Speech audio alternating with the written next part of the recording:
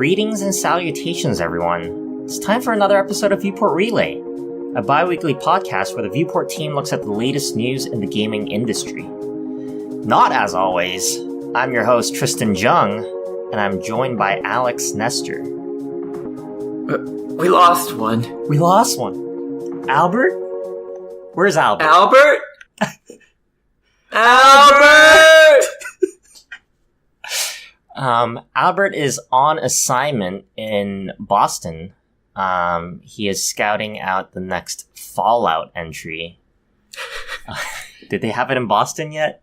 They have in Fallout 4. Oh, well, yeah, they're just gonna redo it. They're gonna pretend that the past two games didn't happen. So Albert is... Past two? Past three? Past one? Past one? I Fallout 4 There's is only okay, I guess. Yeah. Our review came out. It did great. Good game. Yeah. Game of the year contender right there. But yeah, Albert is out this week. So I guess Alex and I will hold down the fort. Mm-hmm. We'll steer the ship right. We'll steer the ship. A lot of stuff happened in the past 2 weeks, I feel. We had the VGAs. They happened. Yeah, I wrote TGAs here for some reason. Tokyo Game Awards. Wait. No, it is TGAs. It's the Game Awards. Is it? Is it? Is VGAs the old Spike TV title? I thought Spike Video Game Awards. There you go. Now it's just the Game Awards. Now I've proven myself. I'm an old boy. Only 90s kids will remember the Spike TV Game Awards. I Google search VGAs, and the picture that Google suggests is Samuel L. Jackson. Yeah, holding some sort of award. But yeah, big week. I want to start off with our favorite game, our GOTY, our Todd's baby, Fallout 76. Mm-hmm. The news don't stop about this one. No, I want it to stop, but every day there's something new. I imagine Todd wants it to stop too. Where is Todd? He's been laying low for some reason. I wonder why. But yeah, after all the reviews came out, after our review came out, which is kind of late, there's been a non-stop amount of drama happening. We can talk about one at a time. First, Bethesda leaked Fallout 76 customer names, addresses, and phone numbers on their customer support site. Accidentally, they would like to add. Quote unquote accidentally. It was quite the incident where everyone just kind of had access to everyone else's tickets. So you can kind of see what people were saying. I'm assuming Bethesda support was asking for address to kind of follow up on things, maybe even credit card numbers in there. So, I imagine they were trying to get those real nylon bags, not the or the real canvas bags, not the nylon bags that they were sent with the collector's edition. Yeah, and that's exactly the second point. Basically, the $200 special edition that they had for Fallout 76 came with what type of bag was it first? A nylon bag is the fake version. It was advertised as a canvas bag. I see. Yeah, it looked actually very nice in their marketing. Mm-hmm. But yeah, they got basically a garbage bag. Maybe with the Fallout 76 logo printed on, which kind of fitting. Mm-hmm. So yeah, those two things kind of go hand in hand. And of course, Bethesda decided to kind of give back to the community, making sure that they're apologetic by giving them 500 atoms, which is roughly $5 of in-game store credit to apologize. Hell yeah. 5 real American dollars in store credit. I can get my emoji now, basically. Mm-hmm. Is that proper repayment to you, Tristan, for having to play through that game entirely? I don't think anything can... If Todd came to my house and apologized to me in person and then made me dinner, and then we had a romantic night afterwards, maybe I'd be okay with it. But right now, I'm trying to purge my memory. And then, I guess the patch came out. They released a patch, which was large. They addressed some stuff, and then they kind of they broke a lot of things. They didn't even document half the changes. So Yeah, sounds like pretty typical Bethesda to me. So yeah, it's we're getting there. 3 out of 10 to about 2 out of 10. I don't know if I told you or if it was Albert. I was like, if I was accounting for everything that's been happening right now, it'd be a good 0. Yeah. Bethesda's playing a really long golf game, I think. They're trying to get it down there as much as they can. So what do you see Bethesda doing at this point? Honestly, I have no clue what they can do to save Fallout 76 at this point. I've heard that they apparently released new patch notes to basically explain everything they changed. Mm-hmm.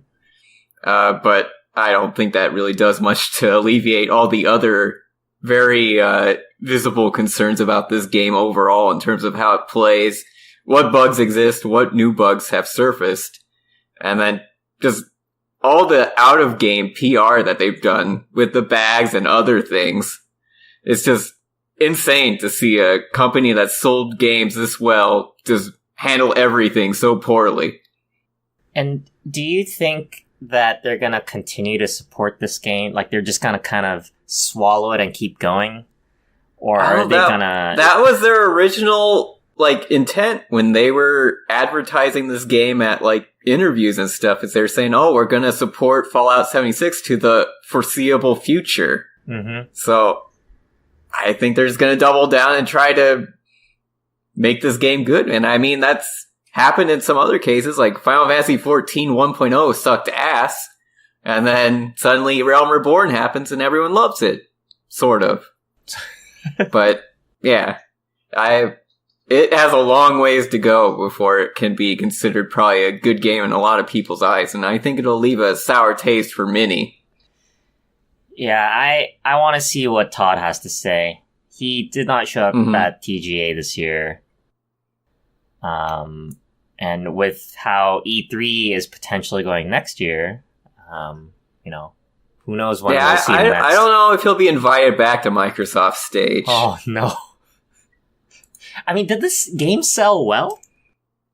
It must have. I imagine it probably sold pretty well for how comparatively it's scored everywhere. But yeah, it's definitely not a accolade you want. Here, this is a very small data point, but UK physical sales went down 82% since Fallout 4. I mean, Fallout 4 probably sold 10 physical copies in UK, so it's not much of an absolute change, but it's interesting to see. I actually did see that on Twitch, that Fallout 4 now has more viewers than Fallout 76 at many parts of the day. Yeah, I imagine a lot of people are revisiting the game. They're like, wow, at least this game's average by comparison. Yeah, that's what I kind of felt. I didn't put it in my review while I was playing it, but I kind of really understood what a Fallout game plays like during Fallout 76. And then I hit my, disaster zone. So I was thinking about going back, but I haven't done that yet.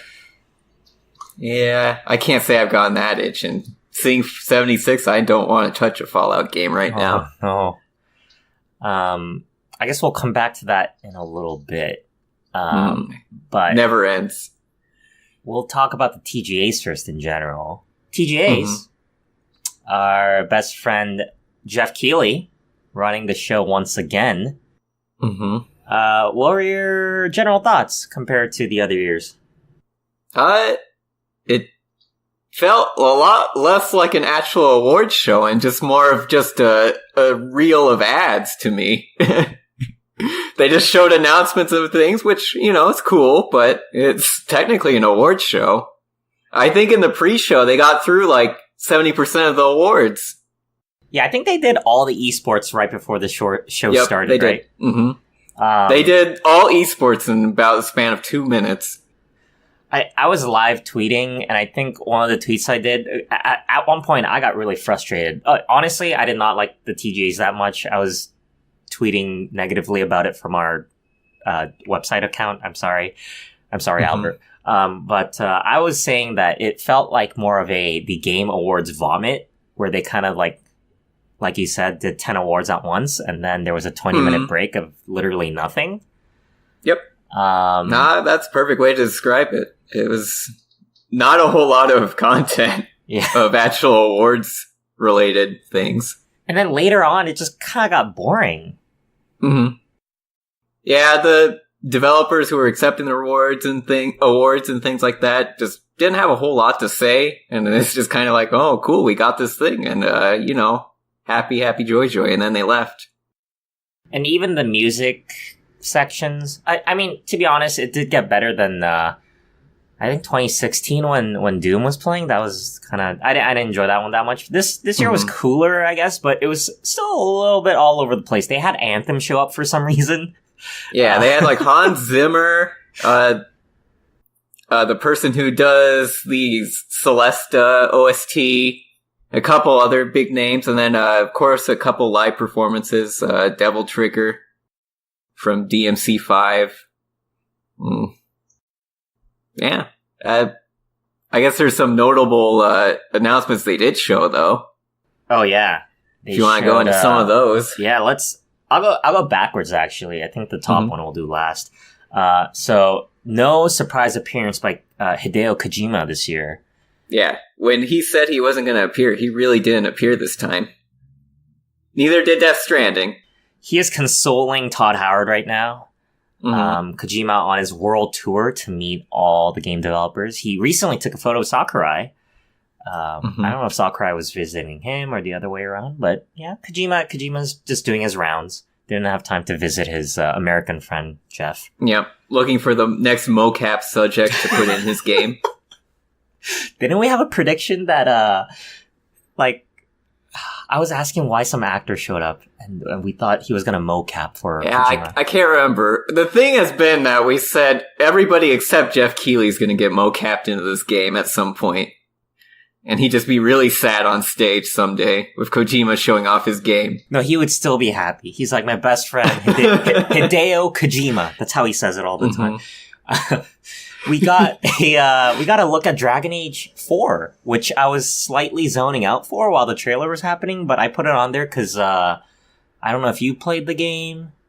I played the first game. Were you hyped? There was not much in the trailer, to be honest. No, honestly, I didn't even know it was a Dragon Age 4 trailer. It really didn't show you a whole lot. It was just kind of the CG sequence of just some random pretty stuff, and then it ended and gave you a website to go to. Here you go. Yep, there's your game. And they got out of there. Yeah, that was not a good one. But I just want to bring it up. One I was excited about, personally, was Far Cry New Dawn. Just because, actually, to describe the game, it looks like it's Far Cry set in the post-apocalyptic period. I think they're kind of late to the game. I feel like we're like 10 years into that genre. But, a little bit. But people were saying that it kind of looks like, Borderlands, maybe a little bit of Fallout in there. Maybe the actual Fallout 76 that everyone wanted to play. So I think all of our grips kind of tightened while we were watching the trailer, because we were just fearing the words Battle Royale appearing at any time. So that's what it looked like to me, was it's just going to be like, oh, Battle Royale. Oh, and boy. Never showed up, thankfully. So, this might be like a Blood Dragon-esque type standalone title for the Far Cry universe. Yeah, I always enjoyed the non-mainline series for Far Cry.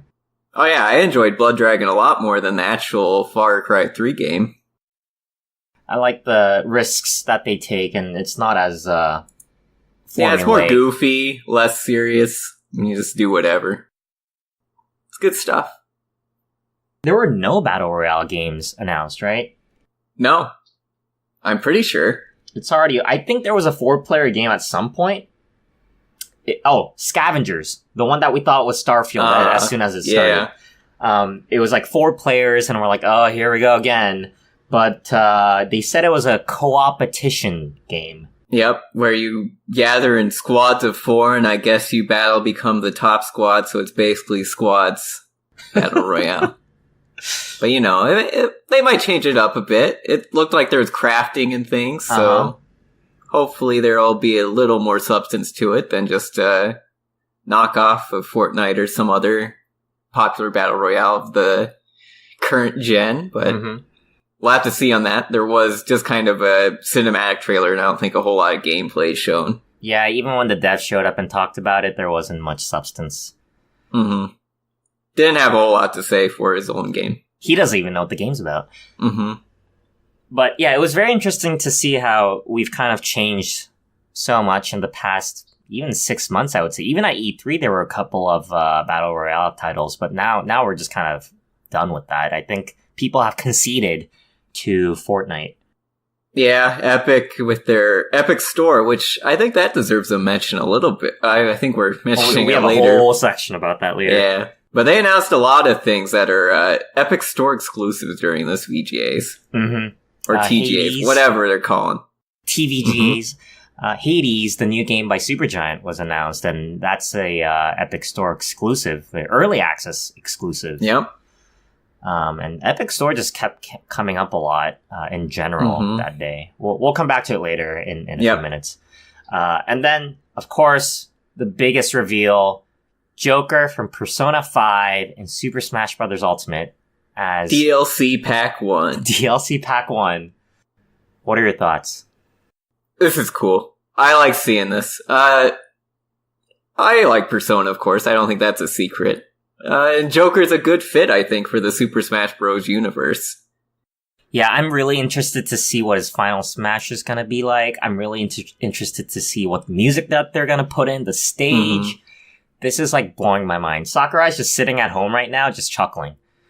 Yep. He just has like a whiteboard and he's got a bunch of characters on it.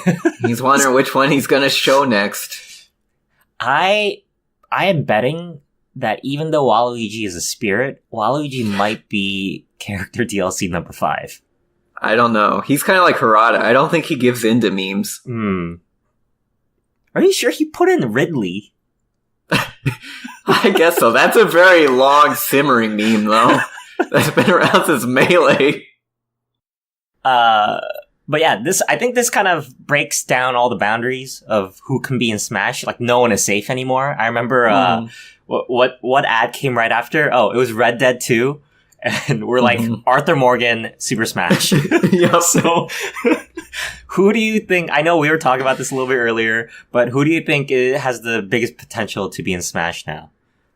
Oh man, I had an answer, but I've already forgotten. I think it was like a Tails character. Oh yeah. To celebrate the definitive edition of Tales of Vesperia coming out, I was thinking Yuri would be one of the fighters. So he's got a katana, so he could fit in just fine with all the Fire Emblem characters. Yeah, just toss another one in there. No one will notice anyways. No worries, another sword fighter. Yeah. I was remembering all the way back to when Link was in Soul Calibur 4? 2. It's a long time ago. 4 had the Jedi. Maybe some Soul Calibur crossover. Maybe some Valdo. Valdo. You know what? Nintendo, do it. I want Voldo in Smash. I mean, Bayonetta's in there, right? Like, yeah, they can do it. Yeah, she's not like super overly family friendly. They're grown up now. And Bamco did help out with Smash 4, so anything could happen.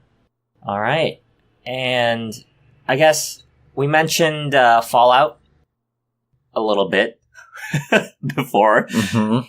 Obsidian came out with a trailer. Obsidian, who has currently the original creators of Fallout, and they have made Fallout New Vegas.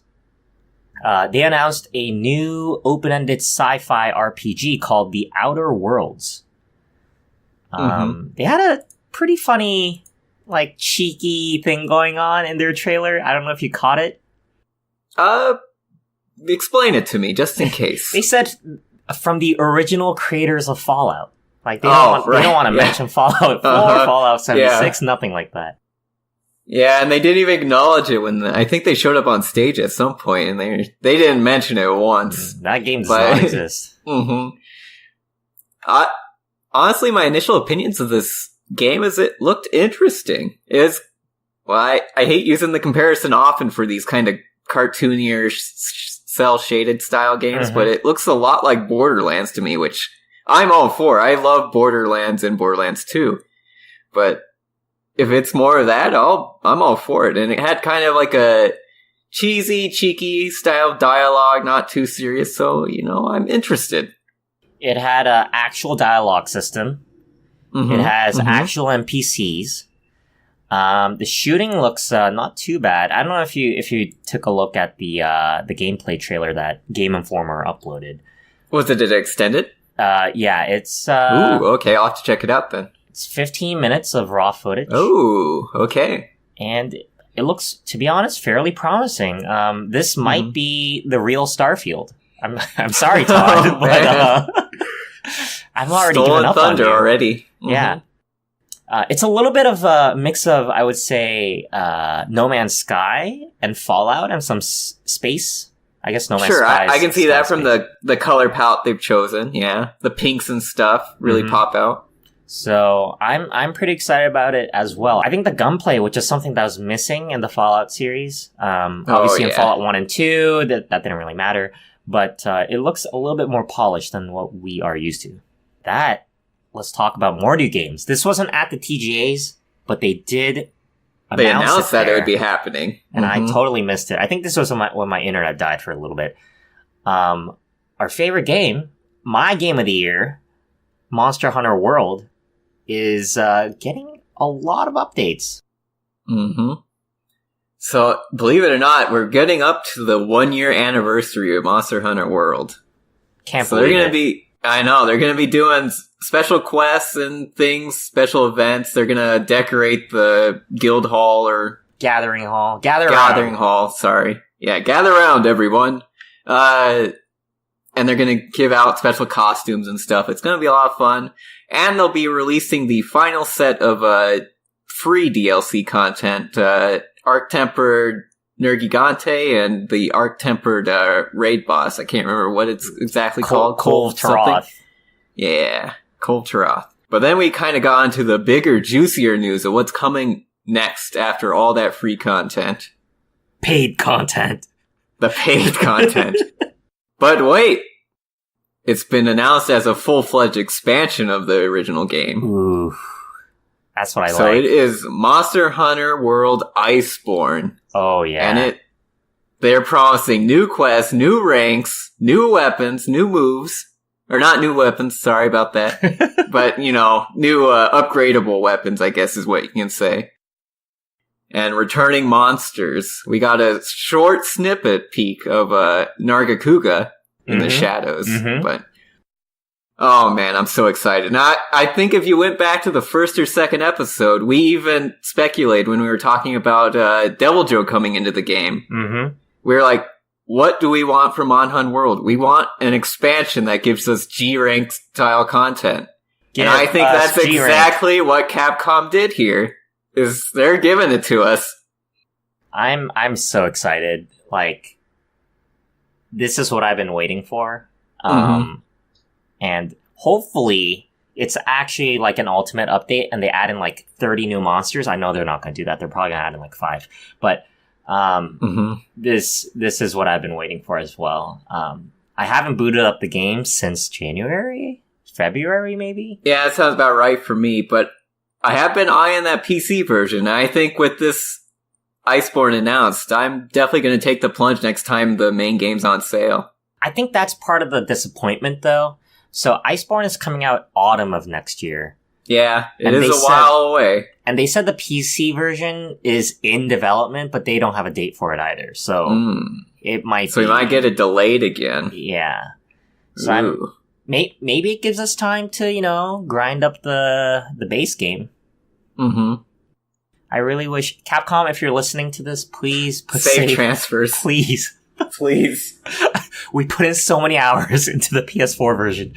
And then one last thing, following up their collaboration with Final Fantasy XIV. Oh, yeah. They added a collaboration with Witcher 3. I guess Geralt is going to be Geralt of Rivia.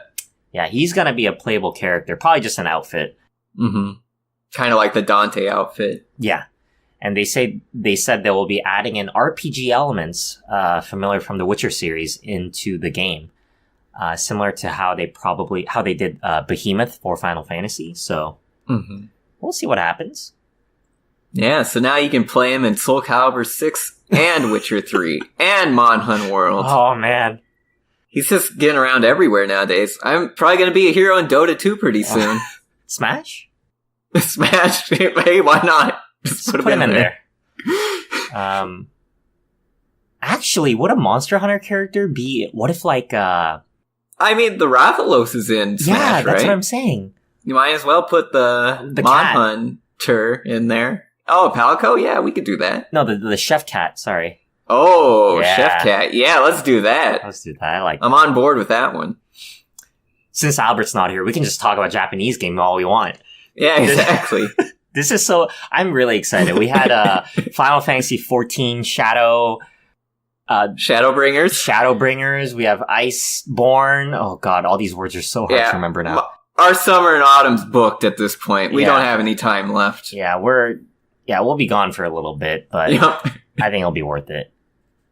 Oh man, Shadowbringers is getting me so hyped. I want it so bad.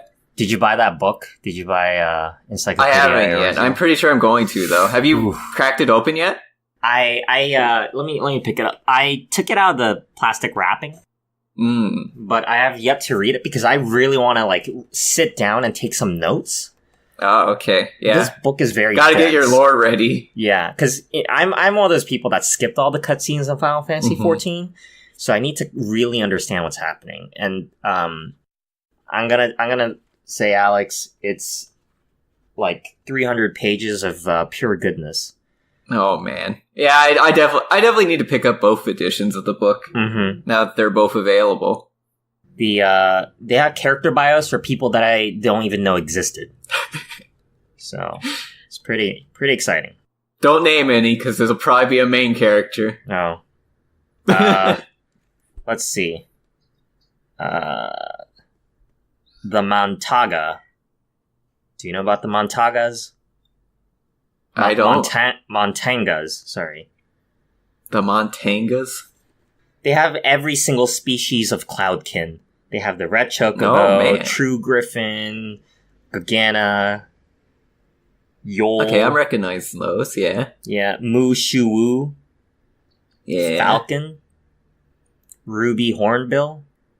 Man, they got every single monster in there. That's cool. They do. But I digress. We digress. Welcome to the Final Fantasy 14. We're getting too busy. Okay, cool. That was a nice tangent. I liked it. So Monhun World. Look out for that in autumn. Drop in autumn 2019. Get back on your boot that game back up. I don't know where my disc is, but I'll have to find it. And with that, we're gonna jump back into what we were talking during the TGA section. Epic Games stepping up their launcher game, I guess. It's really, I don't know if it's taken off, but the marketing is just everywhere. Yeah, they're pushing super hard for this to be a very hard competitor against Steam. And it seems some developers are following suit and going, hey, this looks kind of nice. I'll try it. Yeah, and I want to kind of talk about this more from a consumer point of view. We have GOG has their own launcher and store. We have Steam, obviously. We have Discord, who has a store and a launcher now. I believe EA has. Ubisoft. Oh my god, everyone has their own launcher. Yeah. What are your feelings on more and more launchers? I thought about this earlier today, and I think personally, I'd prefer to have everything consolidated into one little section rather than separated across like 5 different platforms. I can understand why they'd have different platforms, but I don't know. Maybe there needs to be like a collaborative one software where you can access all of the stores from, or at least what you own from every store in one software, if that makes sense. A launcher. Yeah, a launcher. Ooh. That's what I'm looking for. All right, I'm going to cut that out. This is going to be a new startup idea. I think we're getting there. Viewport, the launcher. Viewport launcher. The launcher. But that's very similar to my thoughts as well. I feel like as a consumer, part of the appeal of Steam is that I bought all my games and it was in one place. I didn't have to worry about anything. Updates would kind of be automatic. If, I don't have to juggle 6 or 7 different logins. But now I'm at a point where, I have to turn on Steam to update something, and then, I forget that Battlefield 5 is on Origin, and then now I have to wait 30 hours before I can play the new patch. Mm-hmm. And of course, like League of Legends Boot has up its own launcher. your Bethesda launcher so you can redown the whole my game God. again. I forgot about that. I need to delete that game. But, yeah. Does it let itself get deleted? Can it do that properly? I'm scared to try. I'm afraid it's going to delete something else on my computer. But yeah, I definitely agree with you. I feel like having one launcher is so much more convenient for everyone. And even from a buying perspective, it's easy to just have it in one place. Mm-hmm. Don't want my payment info everywhere. Mm-hmm. Or, Bethesda's going to leak it, right? Yep. No, you know what? Screw you, Todd Howard. I'm not sorry. This is your fault. You made this. Sorry, not sorry. Yeah, exactly. You didn't even give us a copy of your game. I had to buy that. No, but I guess the draw of the Epic Game Launcher is that the cut that the devs get is much, much higher than the other kind of large places. It's 88% compared to Steam, which is, I believe, only 70%. Right, and Steam recently announced that they're going to give better payouts to big developers, right? Mm-hmm. And less to the smaller ones, so... Yeah, and they even obviously had a bug. that kind of screws over your indie developers pretty hard. They also had a bug where it kind of hid a lot of the indie games for a little bit. Oh, so interesting. I hadn't heard about that. Yeah, I can see why they would want to jump to Epic Game Store. Mm-hmm. Epic Game Store is also, like we mentioned before, pushing their app a lot. So any game that is on that store, I'm sure they will help with marketing, advertising. So I think it's a pretty good perk for anyone that wants to jump on right now.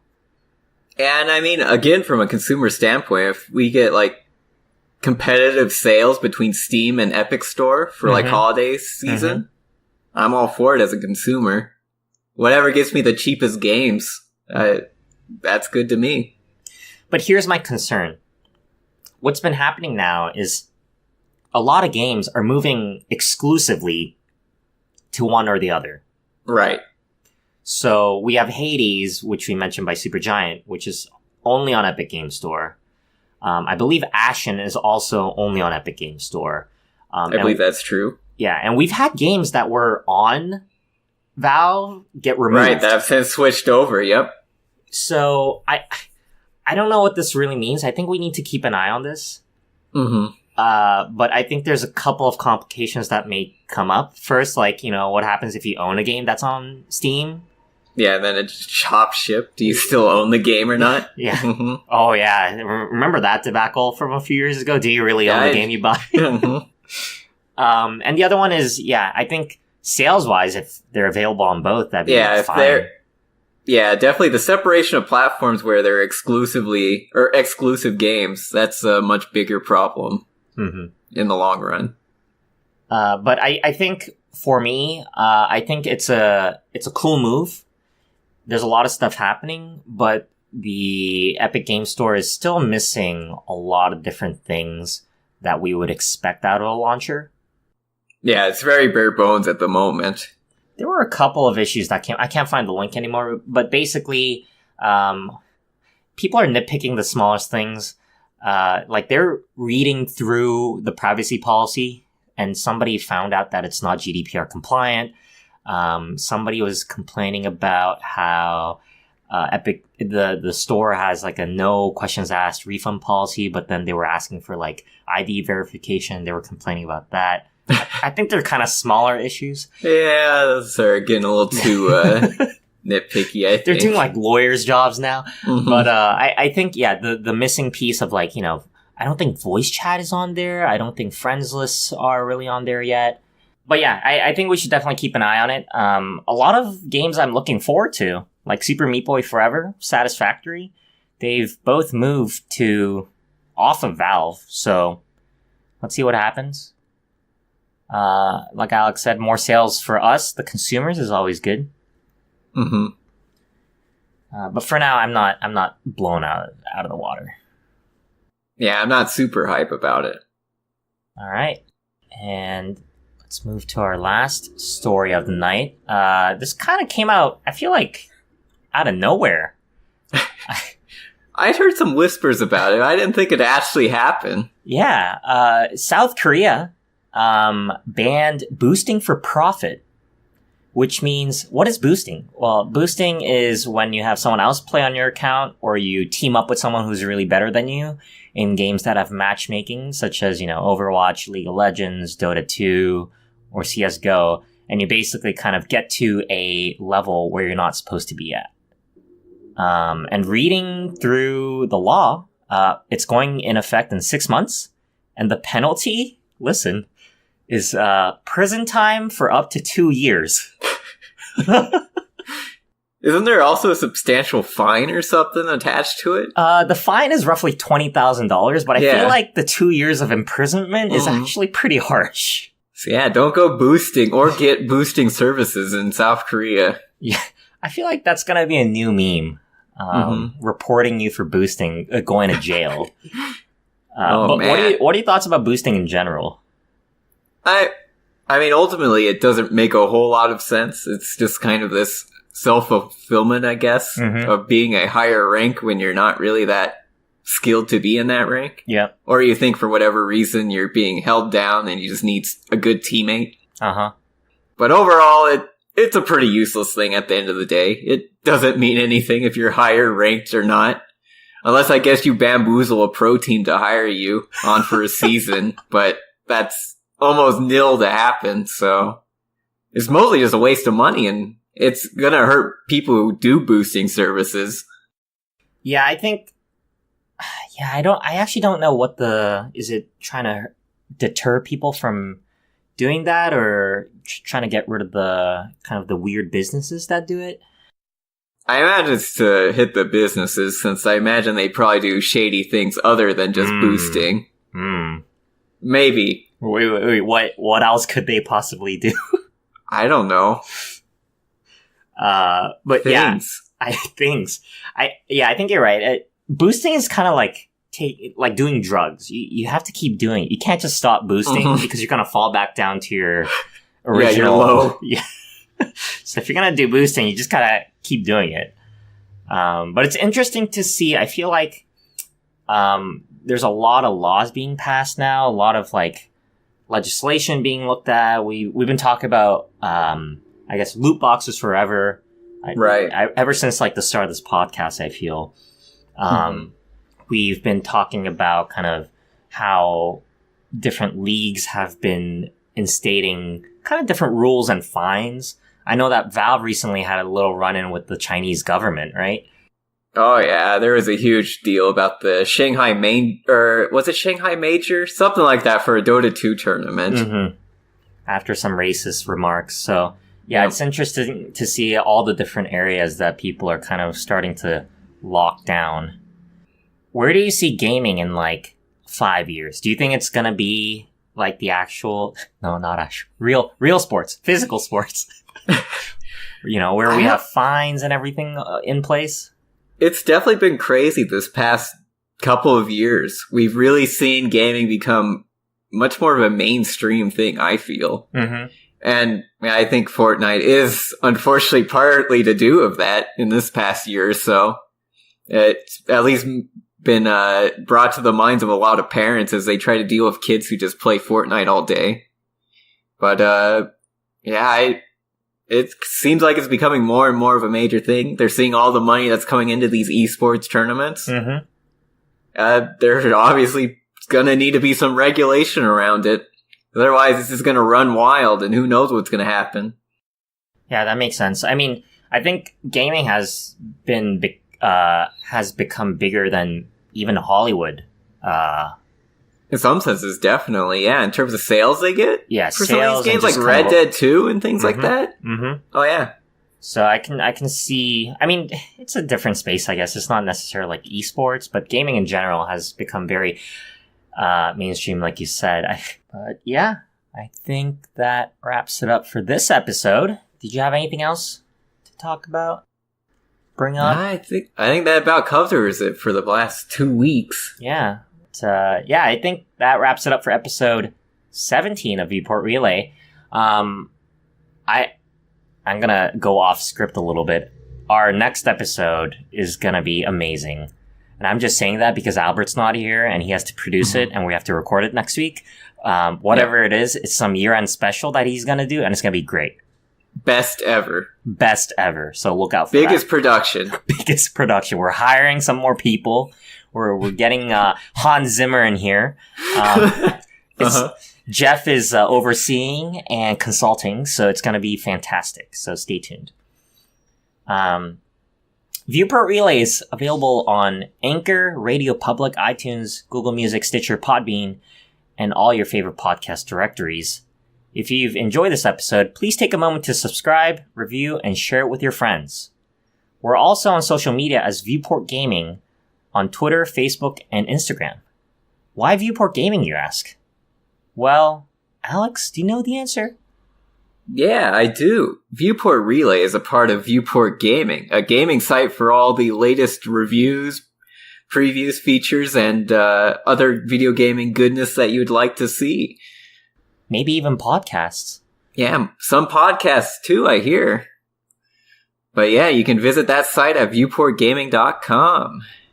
Thanks, Alex. And as always, no, not as always, as one-off, I've been your host, Tristan Jung, joined by Alex Nestor. Until next time. See you next time.